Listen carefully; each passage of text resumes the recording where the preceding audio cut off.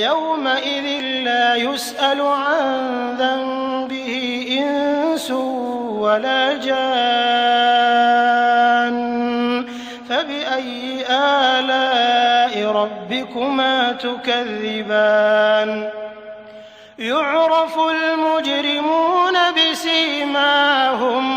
بسيماهم فيؤخذ بالنواصي والأقدام فبأي آلاء ربكما تكذبان هذه جهنم التي يكذب بها المجرمون يطوفون بينها وبين حميم